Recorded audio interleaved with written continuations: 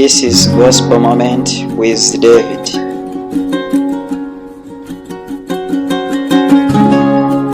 Nitwa Nahimana Pierre, umugaragu w'Imana turutse ku itorero rya Muhima, muvuga butumwa bwiza bwa Yesu Kristo. Nta kindi mvuga keretse Yesu wambambiwe, wancunguye, niwe ibyiringiro byanjye biriho, niwe nzahamya iteka ryose. Rero nta bindi mvuga ngo mvuge ngo oya, icyanzanye hano kuvuga Yesu. Kandi uwo Yesu impamvu muvuga niwe wampumurije, niwe wankomeje, niwe wanyubatse nkaba ngeze muri iyi myaka. Zibagize ngo sindi gusaza, imyaka iri kugana mu busaza, nibyo nkaba rero nkiyiringiye Yesu ahabwa icyubahiro. O Yesu niwe wakoresheje ijambo rikomeye, ijambo badusomeye riri muri Yohana 15:5. Ariko ndifuza yuko nimugera hiherereye musoma icyo gice uhere ku murongo wa mbere, aho yavuze ati ndi umuzabibu ukuri. Ariko kuri wa murongo wa 5 badusomeye uravuga ngo ninjye muzabibu namwe muri amashami, uguma muri je nanjye nkaguma muri we, uwo nguwo niwe wera imbuto kandi zingana iki nyinshi. Kubera iki se? Kubera iki? Kuko ari ntacyo mubasha gukora mutagenze mutamfite. Ntacyo tubasha gukora tudafite Yesu Kristo. Magambo tugiye kwigana rero, ndabona amasaha yagiye, ariko amagambo tugiye kwigana mu minota mfite aravuga ngo utari muri we ntibishoboka. Utari muri we ntibigenza bite? Mvuze aya magambo mpereye ku isomo basomye kugira ngo mumenye uwo ninde. Utari muri we indese Yesu Kristo. Utari muri we rero ntibishoboka. None si bidashoboka nibi turi buze kugenda tureba ibyo bidashoboka. Ariko mbere yuko dukomeza mu kiganiro kiraba gishingiye mu ijambo ry'Imana, birumvikana mbere yuko turyinjiramo reka twongere twicishe bugufi, twishyire mu biganza by'Uwiteka Imana yacu. Data wera udukunda uri mu ijuru, turacyari mu biganza byawe kandi tugandagaje imbere yawe dutuje kugira ngo twumve ibyo tubwira mu ijwi rituje. Izina ryawe rihabwe icyubahiro. Ijambo ryawe rirasobanutse, ritumenyesha neza ko ntacyo twakora, ntacyo twashobora tutari muri Yesu na Yesu atari muri twe. Twicishe bugufi cyane kugira ngo Yesu wuzure imitima yacu, kugira ngo ari wewe utubera umuyobozi, ari weho utubera byose, ngo tubeho tudafite ubwoba, ahubwo turiho dufite ibyiringiro bizima ku munsi umwe uzatuvana muri iyi si ukatugeza mu bwami bwaho duteguriye. Ubidushoboze Data, ngaho bana natwe turakwiyeguriye mu izina rya Yesu, amen. Tugiye kurebera hamwe aya magambo avuga ngo utari muri we ntibigenza bite? Ntibishoboka. Tugiye kurebera hamwe amagambo aboneka, nkunda gusoma igitabo kimwe kugira ngo cyumvikane, kugira ngo tuvane mu ibyigisho. Murambure Bibiliya zanyu tujyane mu gitabo cya mbere cy'Abami. Igitabo cya mbere cy'Abami turahera mu gice cya 17, aho tugiye kuganira ku mugabo witwa Eliya. Uyu mugabo witwa Eliya yari umwisirayeli wakomokaga Itishubi mu misozi y'i Galeyadi, hafi n'uriya mugezi bita Yorodani. Yiberaga iyo misozi ariko agakunda Imana, agakunda gusenga cyane. Maze uyu mugabo Imana imutoranya nk'umuhanuzi, akagira ishyaka ry'iby'Imana. Maze yitegereje ubwoko bwe bw'Abisirayeli, abona ni ubwoko bwataye indangagaciro z'abana b'Imana. Asanga ni ubwoko bwaretse gusenga mu buryo Imana yabigishije. Maze abona bahindukiriye izindi mana zirimo Bali na Ashitoreti. Maze arababara cyane kuko yakundaga gusenga kandi mwuka w'Imana yari muri we. Mwuka w'Imana yari muri we. Yesu ati nimuguma muri jye nanjye nkaguma he? Muri mwe. Nimuguma muri jye. Uyu muntu witwa Eliya, Yesu yari muri we kandi na Eliya yari muri Yesu. Maze umunsi umwe agize ishyaka ry'iby'umwuka, yumva umwuka uramuhatira guhaguruka iwabo akava mu misozi. Maze aragenda aravuga ati kugira ngo mburire ubwoko bw'Imana ngomba kunyura ibwami. Ntabwo byari byoroshye. Arahaguruka aragenda, ageze ibwami. Ntabwo nzi uko iyo ngoro y'umwami yari yubatse, ariko namwe muyitekerezeho. Tekereza ko hari umuryango cyangwa se irembo rya mbere. Ntabwo ryari rimwe, kuko umwami yari umuntu ukomeye, ufite ingabo, urinzwe mu buryo bukomeye. Nubwo batatubwira amarembo yari agize urwo rugo, ariko ntabwo ryari rimwe. Ni ukuvuga ngo uyu mugabo yaje yatanya anyura ku irembo rya mbere ririnzwe n'abasirikari kandi bakomeye. Icyarangaje rero ni uko akigera mu irembo rya mbere yatanya agenda yiyambariye imyenda ngo y'uruhu narwo rutakoze neza, ngo cyari igihu kitakanye neza, kubera ko ngo niko abahanuzi bambaraga. Ntabwo yari ateye amabengeza, ntabwo yari umuntu w'umunyacyubahiro ngo bamubone bamutinya. Oya, yari umuhanuzi w'iki? W'Imana. Ageze ku irembo rya mbere, maze abarinzi nta n'umwe wamubajije ngo wa kigabo we urajyahe? Ntawe. Kubera iki? Yesu yari muri we. Baramurebye, ntabwo babonye uwo mugabo wiviriye mu misozi, ahubwo bamubonye mu cyubahiro cy'Imana. Reka mbabwire ko bantu b'Imana, iyo Yesu ari muri twe, natwe turi muri we, abatubona batubona mu icyo cyubahiro, maze bakadutinya. Nuko baramureka aratambuka, maze agera ku irembo rya kabiri. Niba ari abiri, niba ari atatu ntumbaze. Icyo nzi cyo, ntawe ushobora kugera ku mwami unyuze ku barinzi, ku murinzi umwe cyangwa babiri, ahubwo unyura henshi. Nuko muko kwatanya, reka nihute, ageze imbere y'umwami witwa Ahabu, igihangange wayoboraga Isirayeli muri icyo gihe. Reka mbabwire, guhinguka imbere y'umwami nk'uwo byari biteye ubwoba, ariko uyu mugabo yaratanije, nta bwoba afite kuko Yesu yari muri we.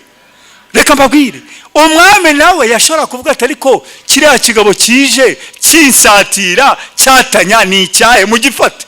Ntabwo yatinyutse umwami Ahabu kubwira Eliya ngo hagarara. Reka ta, nawe arajunjikwa arategereza, kuko Eliya yari umunyacyubahiro. Icyubahiro yari yambaye cyari kirenze cy'umwami Ahabu. Maze aratanya amugeze imbere, nuko amubwira ijambo rikomeye. Ijambo rikomeye tugiye gusoma kuri murongo wa mbere. Turi mu rwa mbere rw'Abami, igice cya 17, umurongo waho wa mbere. Ariko isubi ijya guhera, ahari udukubo, haravuga ngo ndahiye Uwite amagambo Eliya yavuze muyumve neza. Abwira umwami atumva, ndahiye Uwiteka Imana ya Isirayeli ihoraho, iyo nkorera iteka yuko nta kime cyangwa imvura bizagwa muri iyi myaka keretse aho nzabitegekera. Haleluya. Ariko ngiye kubabaza, iri jambo mwaritinzeho. Eliya yari iki yo kuvuga ngo imvura ntizagwa kuzageza igihe nzagenza nte? Nzabitegekera. Ntabwo Eliya wavugaga muvandimwe. Oya, ni Yesu Kristo wari hehe? Wari muri we, wavugiraga muri we, niwe wavuze. Maze umwami arakangarana, kandi umwami ntiyagira icyo akora, kuko Eliya ntabwo ari we, ahubwo ni Yesu wari hehe? Wari imbere ya Ahabu. maze arangije kuvuga iryo jambo, Eliya ako kanya arigendera. Ariko ngiye kubaza, umwami yari afite ububasha cyangwa ntabwo yari afite? Harya umwami ategetse ibisonga bye birakora cyangwa ntibikora? Birakora.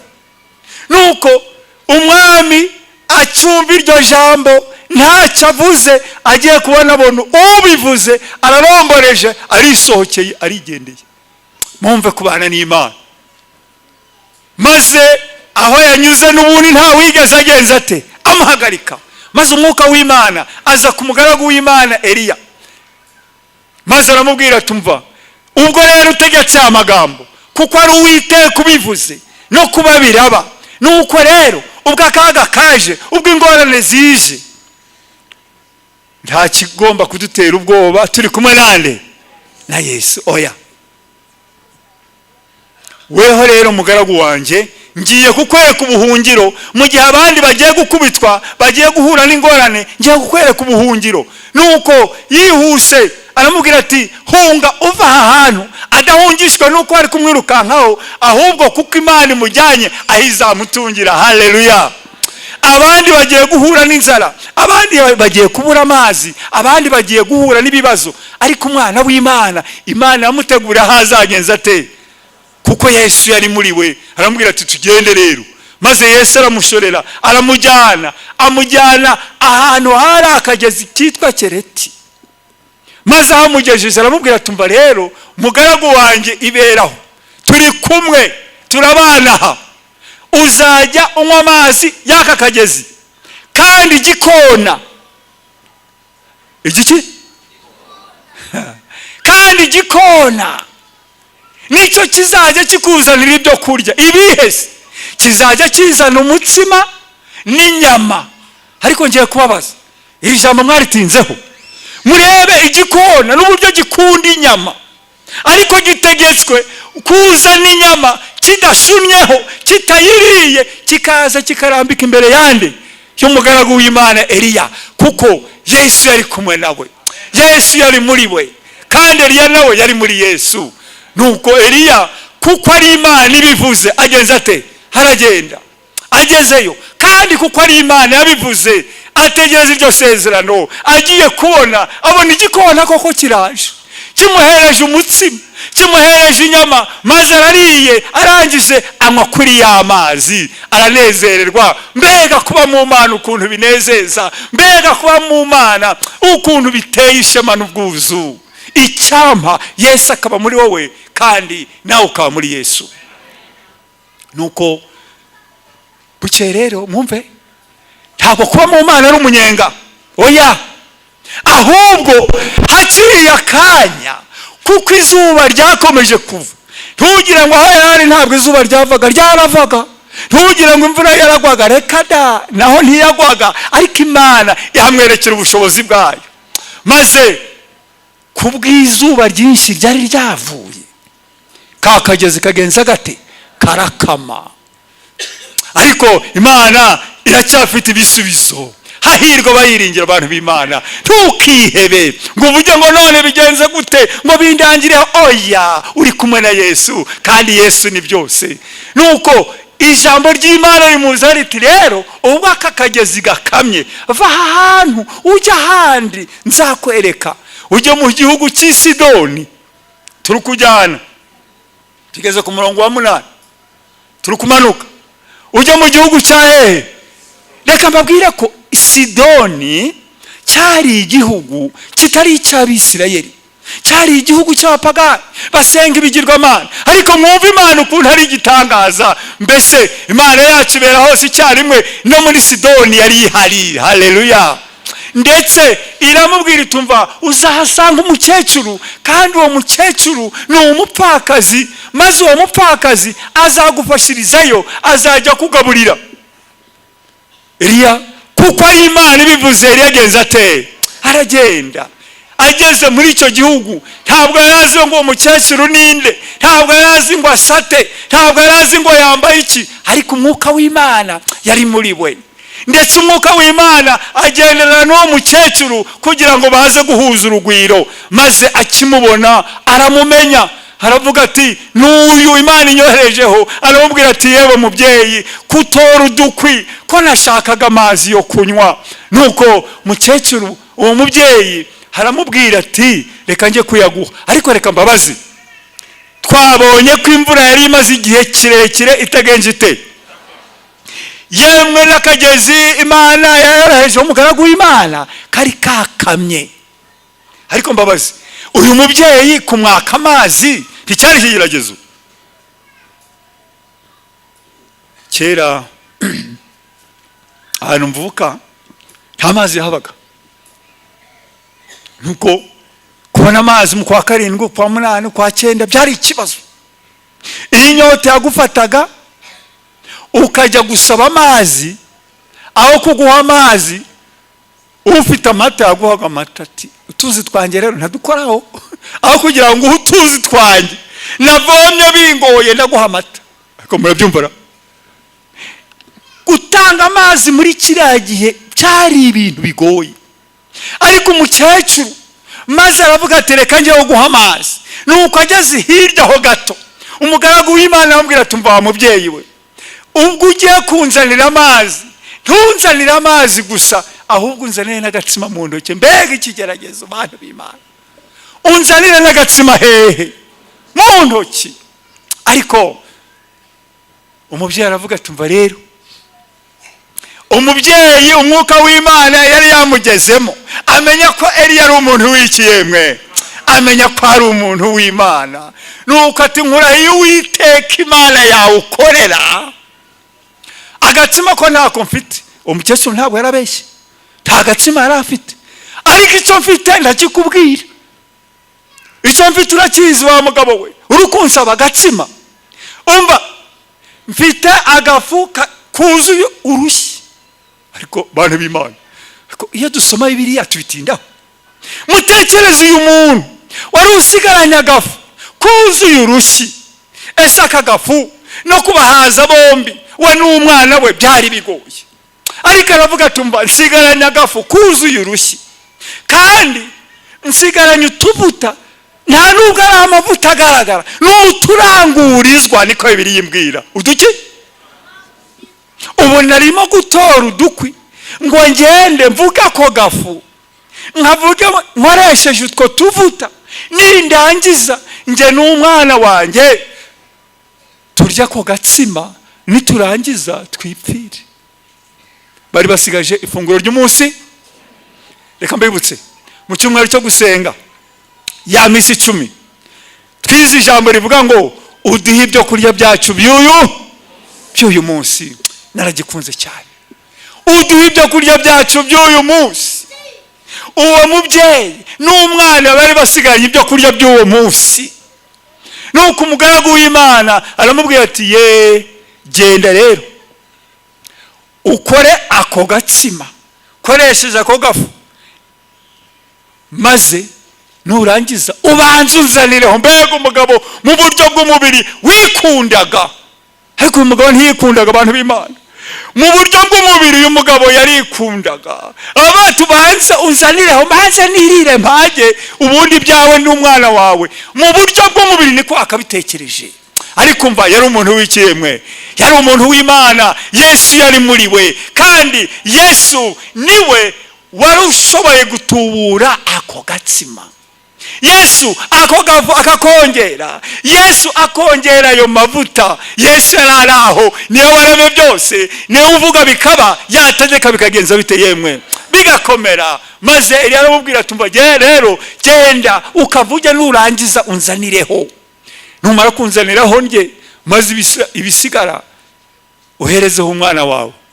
Hanyuma nkurahiye nanjye ko nibigenda bityo utazigera ubura agafu mu kibo cyawe, ndetse n'amavuta ntazigera abura. Haleluya! Kubera iki se? Kuko Eliya Yesu ari muri we. Maze reka mbabwire, umusidonikazi, umupagani, abarafashijwe yemera icyo cyigisho, maze aragenda bikora nk'uko Eliya yagenje atera. Arihanye? Yego. Yemeye Yesu? Yego. kuko atamwemera ntibyari gushoboka. Udafite Yesu ntibigenza bite?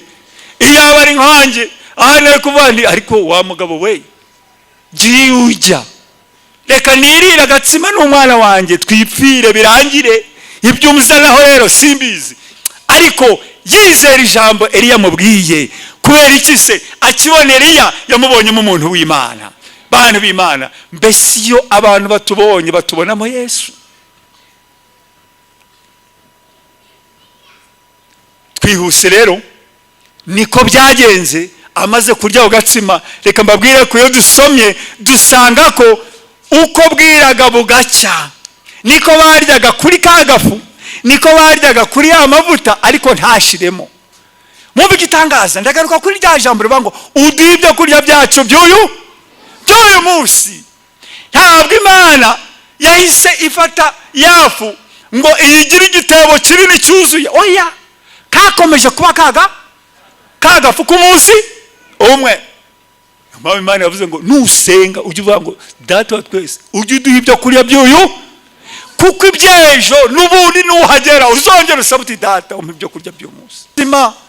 Ariko bukeye nidukomeza gusoma aza kubitana n'igeragezo, umwana w'uwo mugore arapfa. Ariko kuko Yesu yari muri we, Yesu ufite ubugingo mu biganza bye, ubugingo bwacu n'ubwo abandi bose, maze gupfa umukecuru atakira Eliya. Ariko Eliya aragenda atakambira Imana. Ndi kubivuga mu nshamake, dufite igihe gito.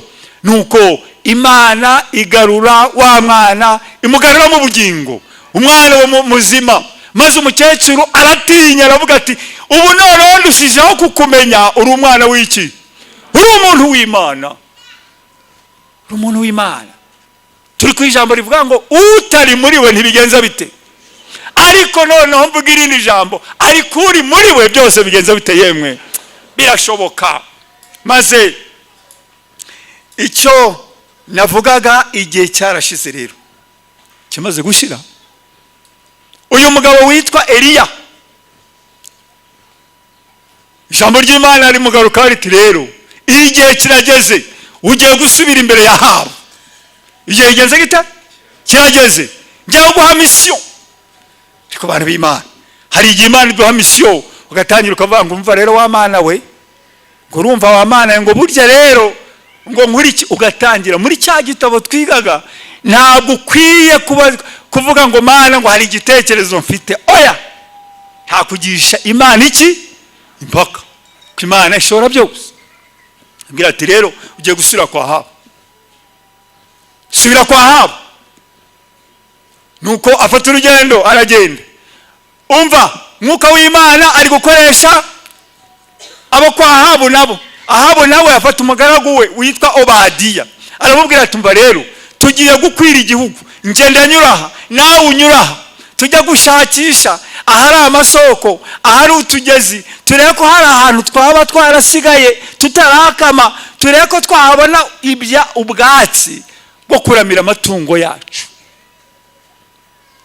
Nuko uyu Obadiya rero yari umuntu nawe w'Imana. Reka tumuvugeho gato. Uyu mugaragu w'Imana witwa Obadiya nawe ngo ari umuhanuzi, ariko wakoraga ibwami. Reka mbabwire icyo yakoze. Mu gihe Eliya yari yagiye, umwami yaramuhize aramushakisha ngo amwice. Ariko kuko Uwiteka ari muri we, Yesu yari muri we, nta hantu namwe atigeze atuma intumwa. Ariko ntibigeze babona Eliya kuko Imana yamuhagazeho. Turagira ubwoba bw'iki?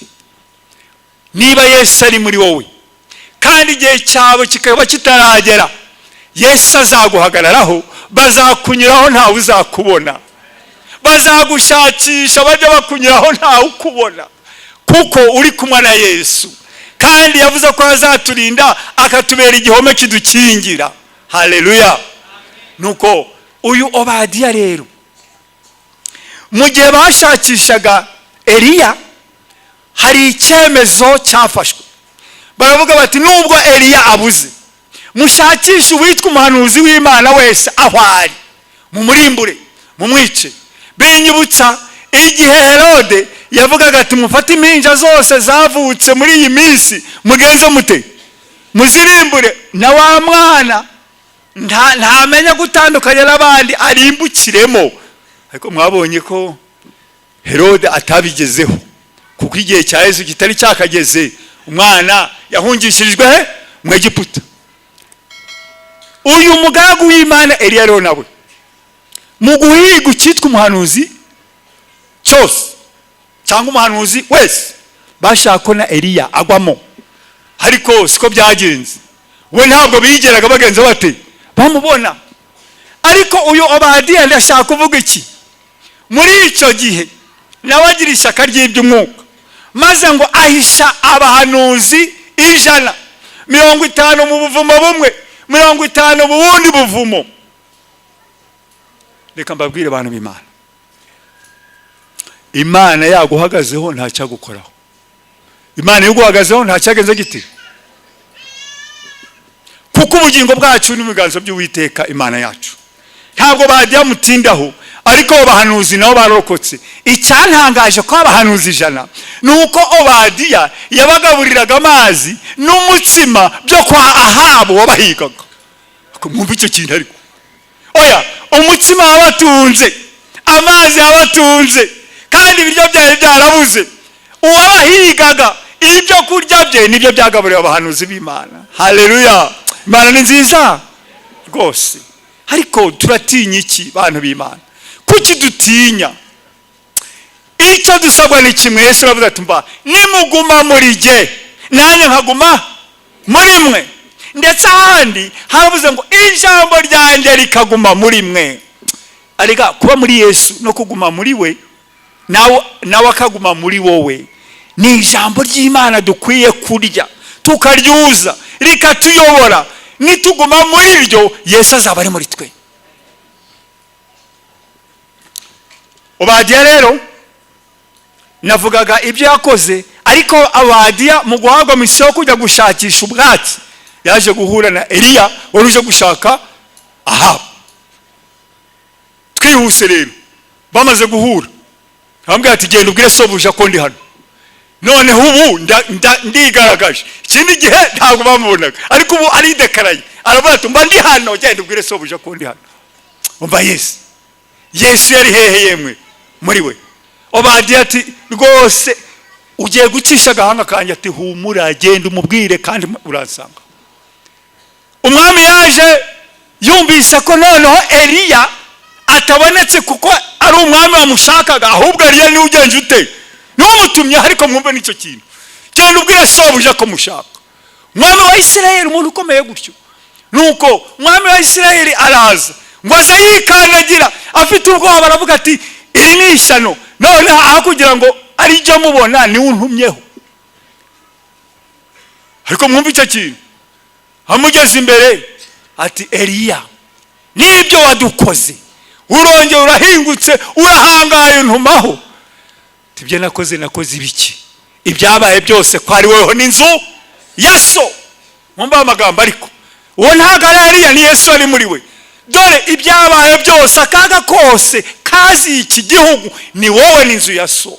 Aya magambo ntabwo yoroshye kugira ngo Eliya hangare yabwira umwami wagomba guhita avuga ati mu muci gihanga. Ariko kuko ari muri Yesu yarabivuze kandi ntacyo yabaye.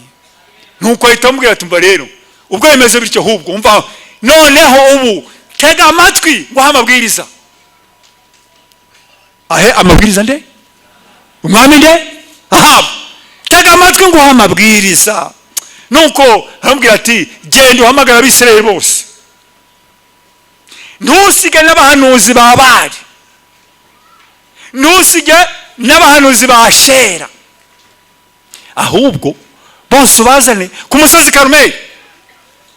Nuko umwami ntabwo yazuyaje, ntabwo yavuye atari kurantegeka ibyo uri iki. Umwami yagenje ate? Yaremeye, kuko Yesu yari muri nde? Muri Eliya. Maze umwami aragenda ahamagazaho bose bajya Karumeli. Ntabwo tuvuga ibya Karumeli, muzi uburyo yahageze. Ati ngaho uyu munsi Uwiteka Imana yaremye ijuru n'isi n'inyanja n'amasoko iri bwigaragaze. Turi buze kureba hagati y'abari n'Imana nkorera, Imana nyamana iyo ariyo.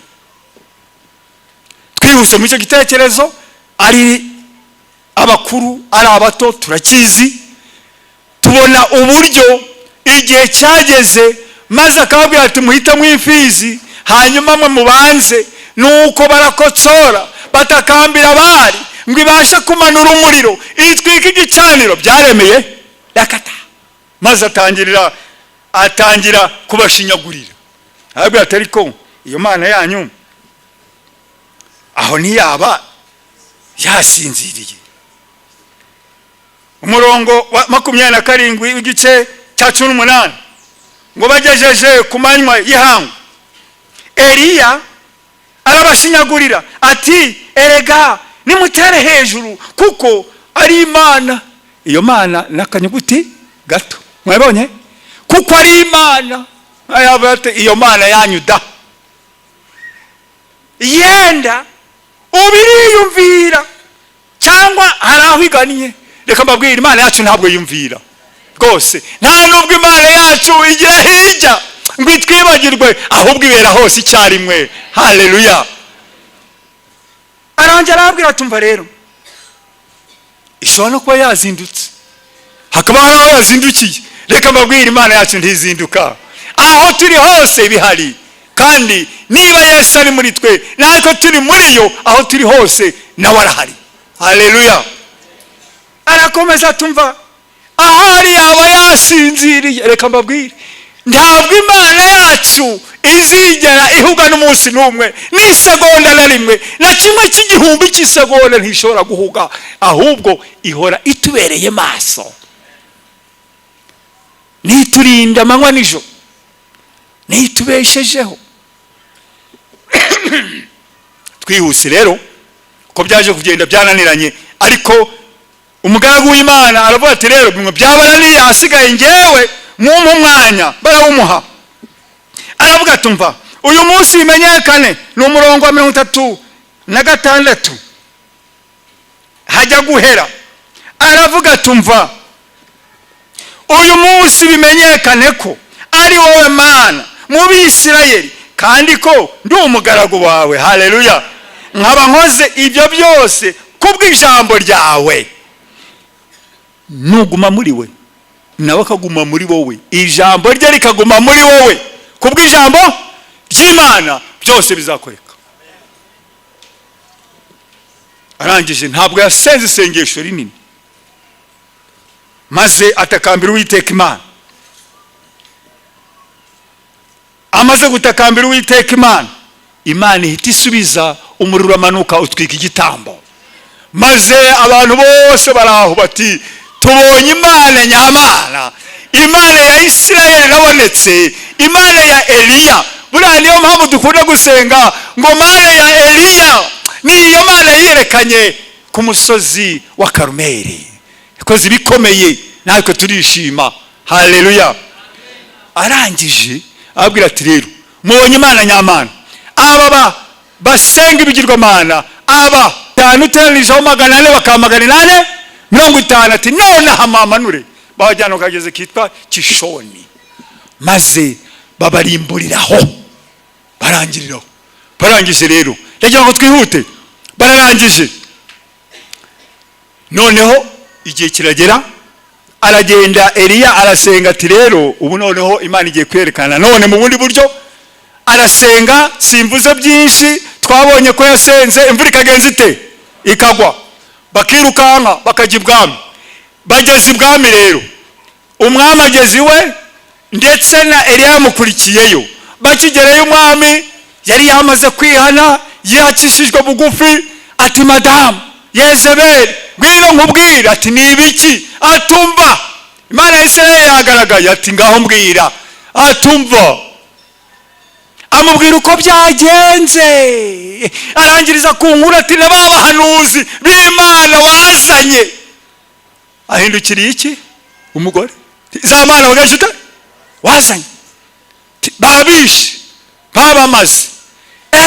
Yezebeli afatwa n'uburakari, nkaho yakwihannye kubera ko amatwi ari mu rupfu. Atagenza ate? Atumva. Reka mbabwira, ahabo burya yayihanye, yiyacishije make, agira ngo arihanisha n'umugore we, ariko umugore we ntiyigeze yihana. Nuko umugore we atuma intumwa kuri Eliya ngo genda umubwire ngo umva, ejo kindi iki gihe nimba ntakugize nka bariya bagaragu banjye mwarangije, imana zanjye zabimpore ndetse bikabije. Ijambo mwararisoma. Nuko Eliya, turi kwiga ijambo rivuga ngo utari muri we ntibigenza bite.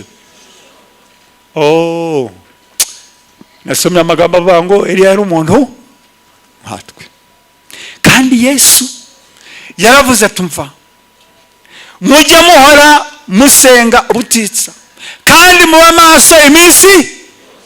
Iyo utabaye maso, Yesu ari muri wowe nawe ukaba muri we, hari igihe weho Yesu aba ashaka guhora muri twe, ariko igihe kiragera wowe ubwawe ukivana muri Yesu, ariko Yesu adashaka kuva muri wowe.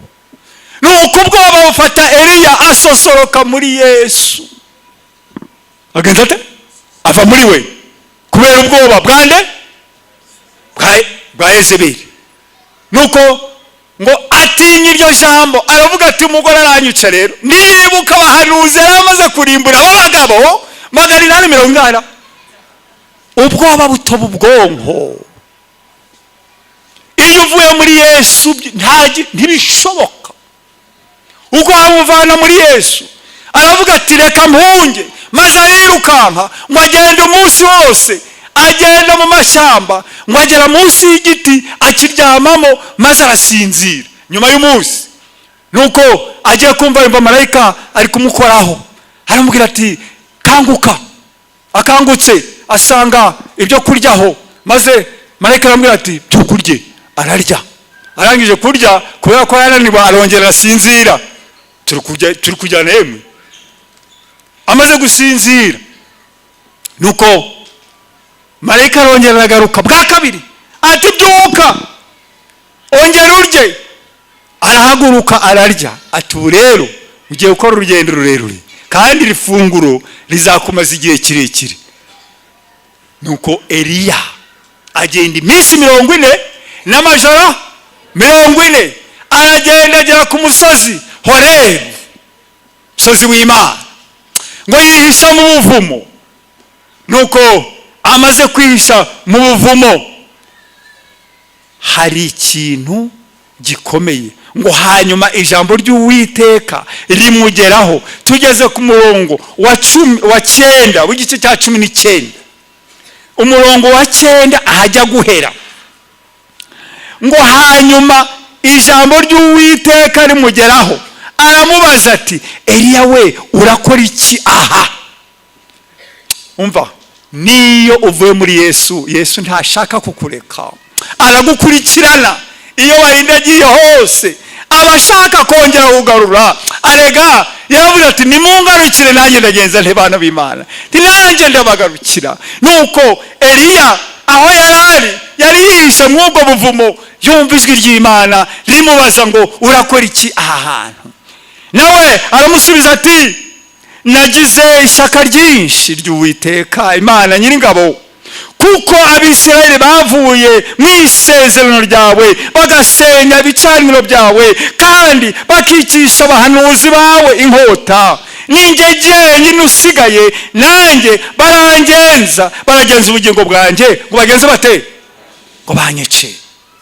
Ariko reka mbabwire, nuko muri ibyo bibazo mwako kayubi, kuko Imana ije kumutarura. Arega niyo twazimiye abantu b'Imana, Imana ishaka kudutarura. Icyo ishaka ni ukuyegurira umutima wawe, kugira ngo Yesu wari warataye yongere agaruke he muri wowe, wongere winjire muri we, ateze ibiganza ngo twakire uko turi kose. Nuko Eliya uwo mwanya aho yarari, yumva ijwi rimubwira ngo sohoka mu buvumo. Arasohoka. Ageze hafi n'umuryango, hari ibintu bitatu byabaye. Icya mbere, haje umuyaga w'ishuheri ukomeye ngo usataguza ibintu biri aho byose, ariko ngo Uwiteka ntiyari mu uwo muyaga. Nuko haza igishitsi kinini, ibintu birahinduka. Maze Eliya nanone ubwoba buramwica, ariko ngo Uwiteka ntihari muri icyo gishitsi. Haza umuriro rero, umuriro ukongora, maze nanone ngo Uwiteka ntabwo yari muri uwo muriro. Maze ku murongo wa 13 Eliya amaze kuryumva yitwikira umwitero. Epfo 14 muri hangana gato, ni ku murongo 13 hari arasohoka ahagarara mu muryango w'ubuvumo. Ijwi riramuhamagara riramubaza riti, Eliya we urakora iki aho? Ariko hejuru gato ku murongo wa 12 niho nashakaga, aho bavuze ngo Uwiteka yari atari muri ibyo byose. Ku murongo wa 12 hanyuma y'igishitsi hakurikiraho umuriro, ariko Uwiteka yari atari muri uwo muriro. Hanyuma y'umuriro haza ijwi ryoroheje ryituza. Naho nashakaga ijwi ryoroheje ry'ikiremwe rituje. Maze Imana noneho ajya yayumva. Ntabwo Imana yacu ivugira mu rusaku, oya, ahubwo mu ijwi rigenze riteyemwe, mu ijwi rituje. Maze yumva Uwiteka amubwira, amwongorera. Maze yongera kumubaza cya kibazo. Eliya nanone asubiza cya gisubizo, atarega ubu ukundeba narahunze ngo batanyica. Maze kuko yari amaze kwihana, Eliya yongera kwakira Yesu. Yesu aba muri we, maze Eliya nawe aba muri we. Maze none Imana yamubwira iti, noneho rero ubwo twongeye kuba isanga n'ingoyi, ubwo wongeye kugaruka muri jye, ubwo turi kumwe, ngiye guha mission. Ngiye guha iki? Imission ikomeye. Turi ku ijambo rivuga ngo utari muri we ntibigenza bite, ariko iyo uri muri we byose bigenza bite, birashoboka. Amuhaye mission rero nihuse. Aramubwira tumva rero Eliya, ubu ngubu ugiye kugenda usubire hariya bahunze. Oya, Yezebeli aracyariho, aracyafite ubushobozi. Yego, ugiye gusubirayo nubwo Yezebeli agihari. Yari yaretse kumuhiga rekata, ariko ubu ugiye gusubirayo kuko none yongeye kugira imbaraga, kuko ari muri Yesu. Aravuga ati, ndabyemeye Mana, nsubiyeyo, nguhaye mission rero. Genda ujye i Damasiko. Munyumvira ariko mumva iby'Imana. I Damasiko ntabwo ari mu gihugu cyabo, mu Basiriya abanzi babo, ariko nguhaye mission. Genda ujye i Damasiko ufata amavuta, wimuka umwami witwa Hazayeli abo umwami wa Siriya. Hazayeli, umva nawe Eliya ahawe mission kujya kwimika umwami utari mu bwoko bwabo. Mwumva kuba muri Yesu, ariko yarabyanze kuko ari Imana yivuze. Agenza ate? Nurangiza kwimika Hazayeli, ufata amavuta ugende ujya mu Bisirayeli, ufata uwitwa Yehu nawe umwimikisha amavuta, azaba umwami waki w'Abayisirayeli. Atoya si ibyo gusa, umva indi mission. Ugende uzafate amavuta uzasuke ku mutwe w'umugabo witwa Elisa, azaba umuhanuzi abe ugusimbura. Umva rero kukira amuhaye izo mission, nuko kubwo kugoma k'umwami Ahabu, Imana yayirahiye ko umuryango wa Ahabu ukwiye kugeza gute? Kurimbuka. Aramubwira tumva rero mu kurimbuka kwa muryango, kuko bangomeye, uzakira Hazayeli agakira inkota ye ntabwo azarengera Yehu. Oya, nihagira usigara Hazayeli yateye mu gihugu cyabo agasigwa kwa Ahabu, Yehu umwami w'Abisirayeli azagenza ate? Azamurangiza. Oya, nibiragenda bityo nihagira n'akarokoka, kuko ari Uwiteka ugenje ute ubivuze. Nihagira n'usigara, kuko nasezeranye, narahiye ko abo bantu batubaha Imana bagomba kurimbuka. Wambaza utari kumanza Imana yari ingome? Oya, buriya rero kurimbuka kw'abazarimbuka, bazarimburwa nuko banze kwakira nde? Yesu. igihe icyaha kizaba gihigwa ngo kirimburwe, uwo abashinzwe kurimbura ibyago byo kurimbura uwo bizageraho bigasanga Yesu atari muri we, uwo nguwo ibyo bizaba bigenje bite? Birangiye atari ubugome bw'Imana, ahubwo kuko wanze kwakira Yesu Kristo, kuko kumwakira ni ubugingo, ni ukubaho kwiteka, ariko uwamujugunye nta bugingo afite, azarimbuka. Nuko ati uzaba yasigaye, umugaragu wanjye Elisa w'umuhanuzi azamurangiza. Reka abantu b'Imana, utari muri we ntibigenza bite? Ntibishoboka. Eliya ko yari amaze gusubira murongo kandi Yesu ari kumwe nawe, nuko ajyana nabo, kandi niko yabigenje. Igitekerezo ni kirekire, ariko icyo nashaka kugeraho ni iki: nimuguma muri jye nanjye nkaguma muri mwe, nibwo muzera imbuto nyinshi. Ariko utazaguma muri we, hari imbuto azera, hari icyo azashobora. Reka mbabwire ko muri aya manywa Uwiteka icyo dushakaho, aravuga ati mwana wanjye, mu mutima wawe ninjire muri wowe, dore ndakomanga ku rugi, umuntu wese niyumva ijwi ryanjye akareka nkinjira, nzinjira iwe dusangire. Reka imitima yacu muri aya manywa yicishije bugufi, tugire kwicisha bugufi, Yesu yinjire muri twe, Yesu abe muri twe, natwe tube muri we. Nibwo tuzashobozwa ibyo Imana dushakira byose, tubashe kuba muri iyi si tudafite ubwoba, tudahahamutse. Mbese muri igihe hari ibihamura? Birahari byinshi. Hari inkuru zihahamura, hari ni byinshi, ntabwo niba mbivuga, ariko ibyo byose biduhahamura. Reka tugume muri Yesu, nawe muri twe, nibyo bizaduhesha amahoro. Tube mu isi tutarabisi, twitegura gutaha ubwami bw'Imana. Nibyo nifuriza buri wese muri twe, mu izina rya Yesu. Amen.